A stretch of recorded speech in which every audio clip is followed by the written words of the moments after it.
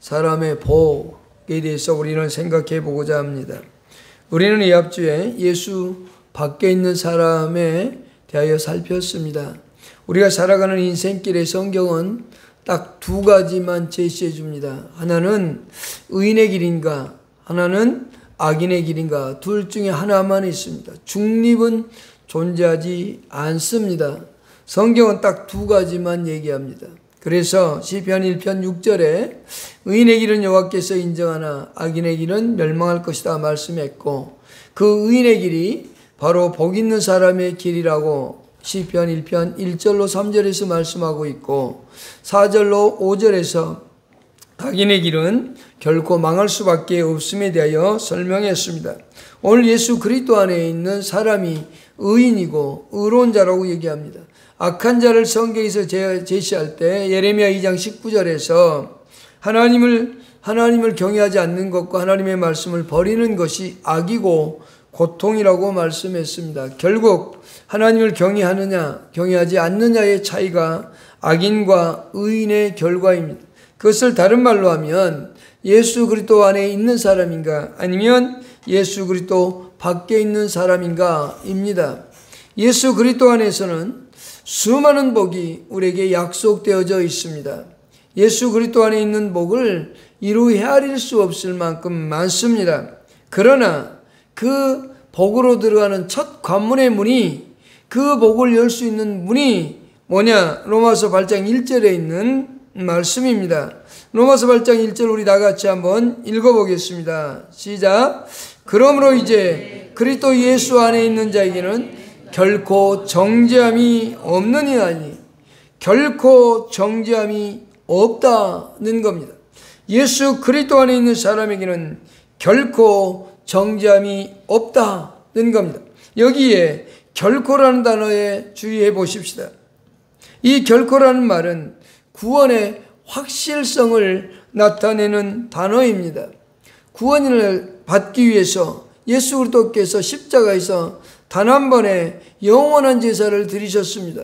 그러나 예수님이 오시기 전에 구약의 백성들은 죄를 지을 때마다 염소나 또는 양이나 소를 잡아서 또는 비둘기를 잡아서 번제를 하나님께 드렸습니다. 그리고 그 외의 제사들을 드렸지요. 그래서 하나님과의 관계를 회복했으나 이제는 예수 그리스도께서 영원한 제사를 드리셨다고 히브리서 9장 11절로 14절에서 말씀하고 있습니다. 우리 한번 읽어보겠습니다. 시작. 그리스도께서는 장래 좋은 일에 대해서 장고자 손으로 짓지 아니한 것 곧 이 창조에 속하지 아니한 더 크고 온전한 장막으로 말미암아 염소와 송아지의 피로 하지 아니하고 오직 자기의 피로 영원한 속죄를 이루사 단번에 성소에 들어가셨느니라.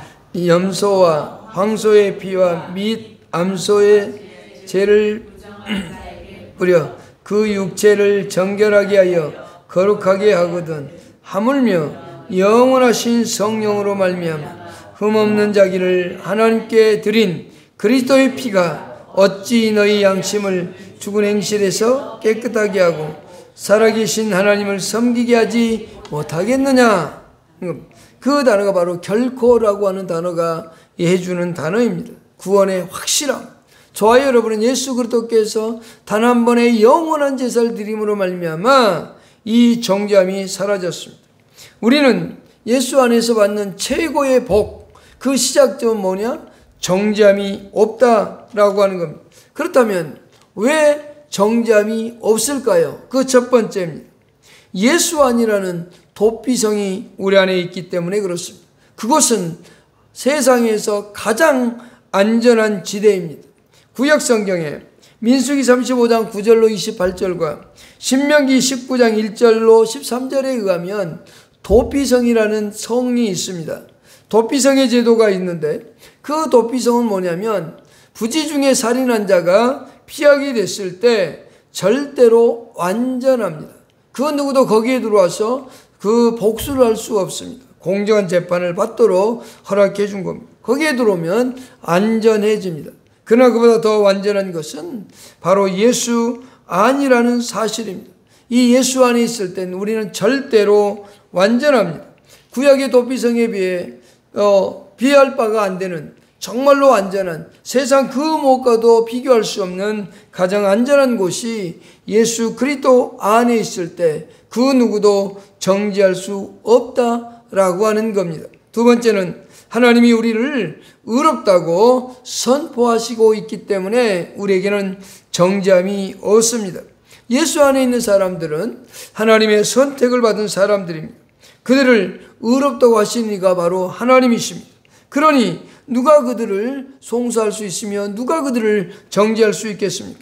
로마서 8장 33절의 말씀을 읽어보십시다. 같이요, 시작. 누가 능히 하나님께서 택하신 자들을 고발하리요. 의롭다 하신 이는 하나님이시니 누가 감히 그들을 정죄할 수 있겠습니까? 또한 8장 34절을 계속 읽어보십시다. 누가 정죄하리요? 죽으실 뿐 아니라 그리스도 예수시니 그는 하나님의 우편에 계신 자요 우리를 위하여 간구하시는 자이시니라. 누가 감히 우리를 정죄할 수 있겠습니까? 누가 감히 우리를 향하여 너는 죄인이다라고 말할 수 있겠습니까? 왜요? 예수님께서 우리를 위하여 피 흘려주셨고 우리를 위하여 지금도 간구하고 계시는데 누가 감히 우리를 정죄할 수 있단 말입니다. 하나님께서 우리를 의롭다 하시고 우리에게 의롭게 하신 분이 바로 예수 그리스도인데 그 누가 우리를 정죄할 수 있겠습니까? 또한 하나님께서 깨끗하게 하신 자를 누가 감히 속되다고 말할 수 있겠냐고 사도행전 11장 9절에서 말씀합니다. 사도행전 11장 9절을 읽어보십시다. 또 하늘로부터 사도행전 11장 9절입니다.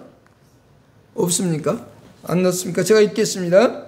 또 하늘로부터 두 번째 소리 있어 내게 이르되 하나님이 깨끗하게 하신 것을 내가 속되다고 하지 말라 하더라 라고 말합니다.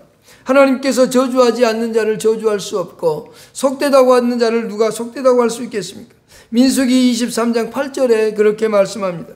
민수기 23장 8절 읽겠습니다. 시작. 하나님이 저주하지 않는 자를 내가 어찌 저주하며 여호와께서 꾸짖지 아니한 자를 내가 어찌 꾸짖으랴. 우리가 어찌 하나님을 대신해서 할 수 있겠습니까? 하나님께서 우리를 저주하지 않는데 하나님께서 우리를 꾸짖지 않는데 우리가 감히 누구를 예수 안에 있는 사람을 꾸짖을 수 있겠습니까? 라고 말하는 겁니다. 세 번째, 예수님께서 우리의 죄를 사해 주시기 때문에 우리는 그 누구도 우리를 정죄할 수 없다는 겁니다.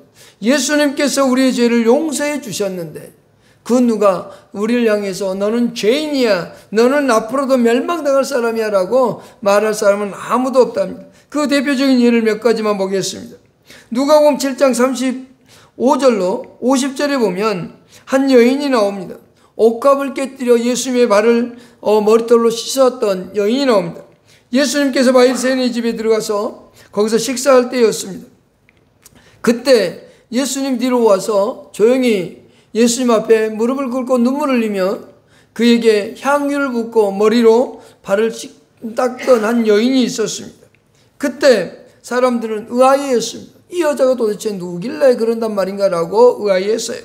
그때 예수님께서 시몬에게 물어봅니다. 시몬아, 어떤 두 사람이 있는데 두 사람 중에 한 사람은 500데나론의 빚을 졌고 어떤 사람은 50데나론의 빚을 졌는데 과연 두 사람이 용서를 받았다면 누가 더 큰 사랑을 받았다고 생각하느냐라고 할 때 시몬이 대답하기를 500데나론 받은 사람이 용서함을 더 크게 더 큰 사랑을 받았다고 느낄 겁니다 라고 말했습니다. 그렇습니다. 이 여인이 바로 그와 같은 여인입니다. 예수로부터 죄사함을 받았기에 그 사랑이 너무도 컸기에 그에게 와서 눈물을 흘리며 그의 발을 향유를 부으면서 씻겨줬습니다. 그러나 바리새인이나 제자들은 그에게 눈물을 흘린 적 없고 감람유마저도 흘린 적이 없습니다. 그런데 이 여인은 그 비싼 향유를 부어서 예수님의 발을 씻겼습니다. 그때 예수님께서 누가복음 7장 47절 48절에서 말씀하는 것을 우리 읽어보십시다. 시작. 이러므로 내게 말하노니 그의 많은 죄가 사하여졌도다. 이는 그의 사랑하심이 많음이라. 사함을 받는 일이 적은 자는 적게 사랑하느니라. 이에 여자에게 이르시되 내 죄사함을 받았느니라 하시니라. 바로 이 여인이 죄사함을 받았기 때문에 그 사랑이 너무 커서 그분 앞에 나와 눈물을 흘리며 자기의 비싼 향유를 부어가며 그 자기의 머리로 그 예수님의 발을 닦았던 겁니다. 또한 누가복음 23장 39절로 43절의 말씀을 보면 한 강도가 나옵니다. 한번 읽어보십시다. 시작. 달린 행악자 중 하나는 비방하여 이르되 내가 그리스도가 아니냐 나와 우리를 구원하라 하며 내가 동일한 전제를 받고서도 하나님을 두려워하지 아니하느냐.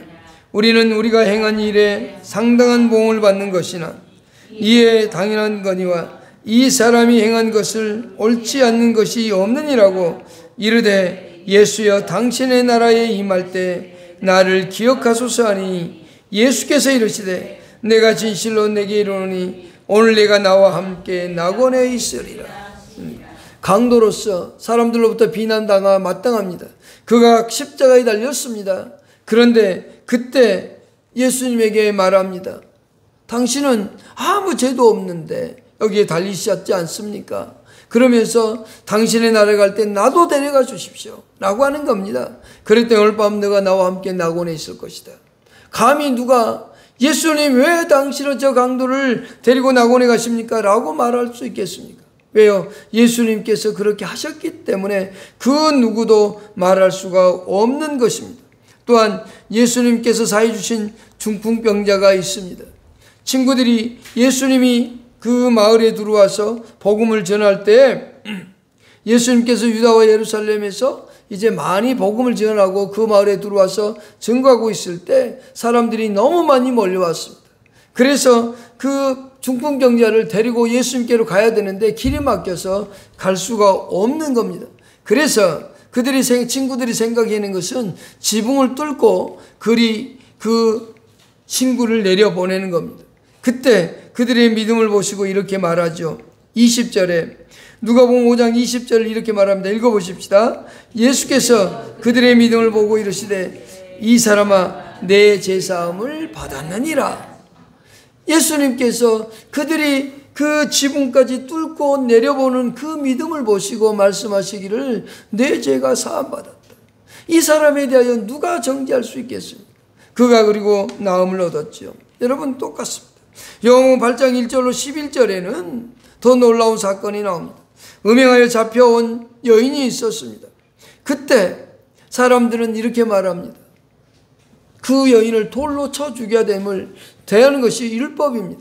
그래서 예수님께 데리고 왔습니다. 음행 중에 잡힌 여자를 데리고 와서 예수님 이 여자를 돌로 쳐 죽이는 게 율법인데 당신은 어떻게 하겠습니까?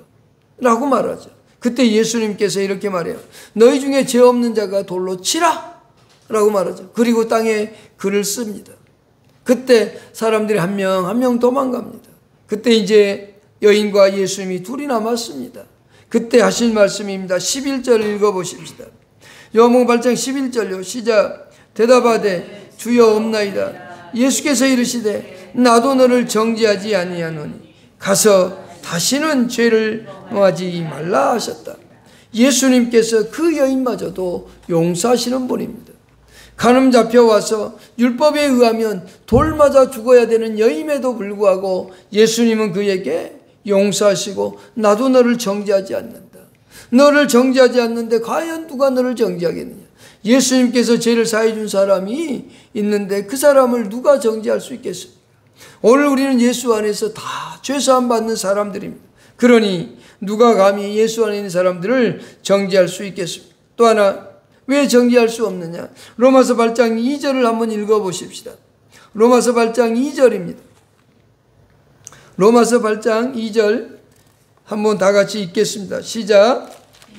그리스도와 사는 생명의 성령이 죄와 사망의 법에서 너희를 죄와 사망의 법에서 우리를 생명의 성령의 법이 우리를 해방시켰다고 말합니다. 생명의 성령의 법이 우리에게 자유를 줬고 해방하도록 만들어 주었기 때문에 우리는 정죄할 수가 없는 겁니다. 우리 인간은 모두가 다 죄인입니다. 그리고 죄의 값은 뭐냐? 사망입니다. 로마서 6장 23절에 죄의 삭은 사망이라고 말합니다. 한번 읽어보십시다. 시작. 삭은 사망이요 하나님의 은사는 그리스도 예수 우리 주 안에 있는 영생이니라. 모든 사람은 죄를 지면 다 사망 속에 있습니다. 그러나 로마서 8장 2절에서 생명의 성령의 법이 우리를 죄와 사망의 법으로부터 자유하게 했다라고 합니다. 생명의 성령의 법이란 무엇은 뭐냐? 예수 그리스도의 구속하신 그 사건에 의하여서 그리스도를 믿는 자를 중생시키는 성령의 역사입니다. 우리를 다시 태어나게 하는, 그리스도 안에서 새롭게 태어나는 성령의 놀라운 사역, 그것을 우리는 생명의 성령의 법이라고 말합니다. 그리스도께서 우리를 대신해서 죄를 대속해 주셨습니다. 성령께서 저를 믿는 자마다 그 가운데 두시고 그 가운데 내주하심으로써 우리의 모든 죄를 용서하시고 영생의 길로 인도하시는 것, 그것이 바로 생명의 성령의 법입니다. 성령께서 하시는 가장 큰 일, 가장 중요하게 여기는 일, 그리스도를 믿는 자에게 중생케 하시는 역사입니다. 그것이 가장 큰 겁니다. 그것을 우리는 이미 받았다는 겁니다. 예수 안에서 새롭게 태어났다라고 말하고 있는 겁니다. 우리를 정죄할 수 없는 이유가 바로 거기에 있습니다. 예수 그리스도 안에 있기 때문에, 예수 그리스도 안에서 우리가 살아가고 있기 때문에 우리는 그 누구도 정죄할 수 없다는 사실을 잊어서는 안 됩니다. 그렇다면 정죄함이 없도록 우리를 죄에서 해방시키시는 방법, 그 하나님의 방법은 뭘까요? 그것은 로마서 8장 3절로 4절에서 말씀해 주고 있습니다. 3절로 4절을 읽어보십시다. 시작. 율법이 육신으로 말미암아 연약하여 할 수 없는 그것을 하나님은 아시나니 곧 죄로 말미암아 자기 아들을 죄 있는 육신의 모양으로 보내어 육신의 죄를 정하사 육신을 따르지 않고 그 영을 따라 행하는 우리에게 율법의 요구가 이루어지게 하려 하심이니라 라고 되어 있습니다. 인간은 연약하여서 율법이 요구하는 것을 이루어드릴 수 없습니다.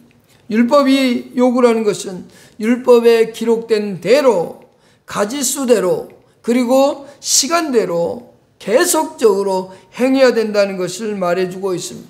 그것을 갈라디아서 3장 10절은 너무도 잘 가르쳐주고 있죠. 갈라디아서 3장 10절을 읽어보십시다.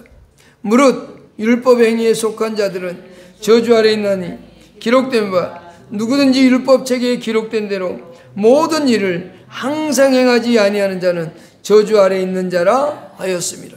그러니까 우리 인간이 저주의 아래에 있지 않으려면 율법의 요구하는 대로 다 지켜야 된다는 겁니다. 그러면 율법이 요구하는 수가 어느 정도냐? 헤아릴 수 없습니다. 그것은 우리가 한두 개가 아닙니다. 그것을 너무나 많은 것을 다 이루어야 된다는 거죠. 또 시간적으로도 그렇습니다. 잠시 동안만 아주 일시적으로만 지킨다면 할 수 있을지도 모르겠습니다. 그러나 일시적이 아니라 항상입니다. 매일 지켜야 된다는 겁니다. 그것도 한 가지 율법만 지키는 것이 아니라 전체를 다 지켜야 된다는 겁니다. 온갖 율법을 시간적으로 항상 지켜야 된다. 과연 이것이 가능할까요? 우리 인간은 도저히 불가능합니다. 우리는 율법을 몇 가지는 지킬 수 있을지 몰라요. 그러다가 또 하나의 죄를 범하면 그것은 다 부여가 됩니다. 예를 들어 100가지의 율법이 있는데 99가지를 지켰습니다. 그런데 한 가지를 지키지 못했어요. 그러면 99가지 지켰으니까 다음에 하나 또 지키면 되겠지? 아닙니다. 다 원상태로 돌아가. 하나도 지킨 게 아닙니다. 다 못 지켰다고 얘기합니다. 그것을 성경에 이렇게 얘기하죠. 야고보서 2장 10절과 11절에서 너무도 자세히 설명해 줍니다. 다 같이 읽겠습니다. 시작. 누구든지 온 율법을 지키다가 그 하나를 범하면 모두 범한 자가 되나니 간음하지 말라 하시니가 또한 살인하지 말라 하셨은즉 내가 비록 간음하지 아니하여도 살인하면 율법을 범한 자가 되느니라. 오늘 우리가 이 두 가지, 간음하지 말라, 살인하지 말라, 이건 지킬 수 있겠지? 여러분, 살인하지 말라, 이거 지킬 수 있을 것 같습니까? 살인 안 하면 되죠. 그죠? 이건 지킬 수 있을 것 같죠? 근데 성경은 뭐라고 얘기한 줄 아십니까? 못 지킵니다, 여러분. 요한일서 3장 15절 읽어보십시다. 이걸 지킬 수 있는 사람이 있을까요? 시작요. 그 형제를 미워하는 자마다 살인하는 자니 살인하는 자마다 영생이 그 속에 거하지 아니하는 것을 너희가 아는 바라. 여러분, 형제를 단 한 번도 미워한 적이 없습니까? 자기 집안의 형제도 아닌 세상에 존재하는 모든 그리스도인들, 예수 믿는 사람들, 또 밖에 있는 모든 사람들 가운데 미워하지 않는 사람이 한 번이라도 있었습니까? 그러면 살인한 자라고 성경은 얘기합니다. 그러니까 우리는 이 율법을 절대로 지킬 수 없다입니다. 그 누구도 이 인간은, 이 사람이라는 사람은 이 법을 절대로 지킬 수 없습니다. 그러나 하나님은 하실 수 있다는 게 성경입니다. 우리 인간은 할 수 없으나 하나님은 하실 수 있다. 그것을 누구에게 하느냐? 예수 그리스도께 하는데요. 자, 먼저 하나님이 하실 수 있다는 성경 구절이 있습니다. 마태복음 19장 26절을 한번 보십시다. 시작요. 예수께서 그들을 보시며 이르시되 사람으로는 할 수 없으나 하나님으로서는 다 하실 수 있느니라. 로마서 8장 3절에 기록된 대로 보십시다. 율법이 육신으로 말미암아 연약할 수 없는 것을 하나님은 하시나니 곧 죄로 말미암아 자기 아들을 죄 있는 육신의 모양으로 보내어 육신의 죄를, 여러분, 우리는 할 수 없으나 하나님은 예수 그리스도를 이 땅에 보내셔서 우리가 할 수 없는 그것을 행하게 하신다는 겁니다. 그분이 바로 우리가 할 수 없는 것을 예수님이 행하셨다는 겁니다. 그것이 곧 우리의 의를 이루어 주신 의라는 겁니다. 예수님이 순종함으로 말미암아 우리가 할 수 없는 그 율법의 요구를 다 예수님이 지키심으로 우리가 그분을 믿기만 하면 된다라고 하는 겁니다. 이것을 우리는 효과를 나타내야 되잖아요. 우리는 할 수 없는 것을 예수님이 하셨잖아요. 이것이 나에게 적용이 되려면, 나에게 효력을 나타내려면 어떤 효과가 있어야 되느냐, 어떤 일이 있어야 되느냐라고 하는 거죠. 예수께서 십자가에 죽으신 그 일, 그 율법에 대한 순종함, 그것이 나에게 이루어지려면 어떻게 나에게 적용이 될 것인가, 그 얘기예요. 로마서 8장 4절을 보십시다. 그것에 대한 조건부가 하나 붙어 있습니다.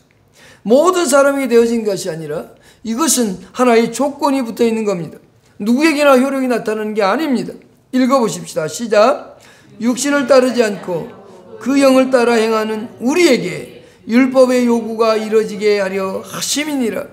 그러니까 로마서 8장 4절에 하면 육신을 쫓지 않고 영을 쫓아 행하는 자에게 한해서 효과가 나타난다고 말씀하고 있습니다.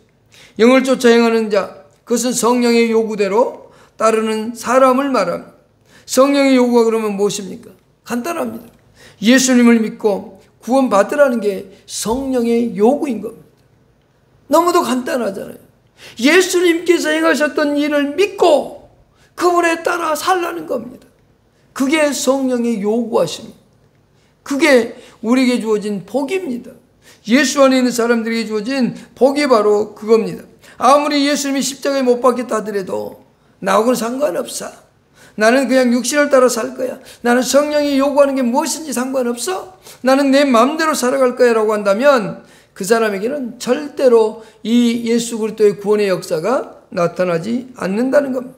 그러면 육신을 쫓는 것은 무엇인가에 대해서 보십시다. 육신을 따르지 않고라고 로마서 8장 4절에서 말씀했는데, 육신을 따라 산다는 것은 예수를 믿고 구원받으라는 성령의 요구를 거절하는 겁니다. 그리고 자기의 의로 구원받겠다, 내 노력해서 구원받아 보겠다, 그렇게 말하는 것이 바로 육신을 따르는 겁니다. 로마서 9장 31절 32절에 그걸 너무도 잘 가르쳐 줍니다. 한번 읽어보십시다. 의의 법을 따라간 이스라엘은 율법에 이르지 못하였으니 어찌 그러냐. 이는 그들이 하지 않고 행위를 의지함이라. 부딪힐 돌에 부딪혔느니라. 로마서 10장 3절도 보십시다. 하나님의 의를 모르고 자기 의를 세우려고 힘써 하나님의 의에 복종하지 아니하였느니라. 그들의 이스라엘 백성들은 믿음을 의지하지 않고 뭐 했다고요? 자기 행위를 따라서 살아가려고 했다는 겁니다. 그러니 하나님께서 요구하는 그 요구를 따라갈 수가 없다라고 하는 겁니다. 오늘 로마서 8장 2절에서 말한 것처럼 다시 한번 로마서 8장 2절을 읽어보십시다. 우리 로마서 8장 2절 다시 한번 읽어보겠습니다. 시작. 이는 그리스도 예수 안에 있는 생명의 성령의 법이 죄와 사망의 법에서 너를 해방하셨다. 곧 성령이 요구하는 바를 따라 사는 사람에게 주어지는 복이지, 내 의대로 내 마음대로 살아가면서 하는 사람에게 주어지는 복이 아니라는 겁니다. 이렇게 성령이 그들 가운데 있을 때 그들이 영의 사람이요 하나님의 사람이라고 말합니다. 또한 살리는 것은 영이라고 말합니다. 그러면서 육은 무익하다고 말합니다. 우리의 구원에 있어서 이 육은 무익할 뿐입니다. 다만 우리가 이 육체를 가지고 하나님을 경외하고 섬김에 있어서 중요한 거지 구원에 이를 수 있는 것은 아니라고 하는 겁니다. 요한복음 6장 63절을 한번 보십시다. 시작요. 살리는 것은 영이니 육은 무익하니라. 내가 너에게 이른 말은 영이요 성령이니라.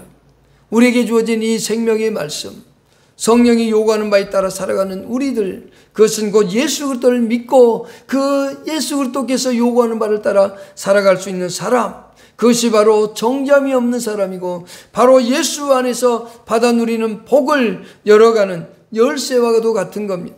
우리에게 주신 수많은 복이 있는데 그 복을 누릴 수 있는 첫 관문의 열쇠, 그것은 곧 예수 그리스도를 먼저 믿는 겁니다.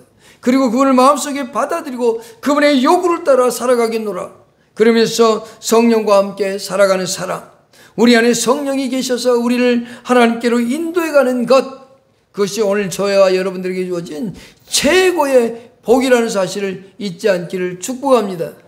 예수 믿고 산다는 것, 그것이 가장 큰 복임을 잊지 않기를 축복합니다.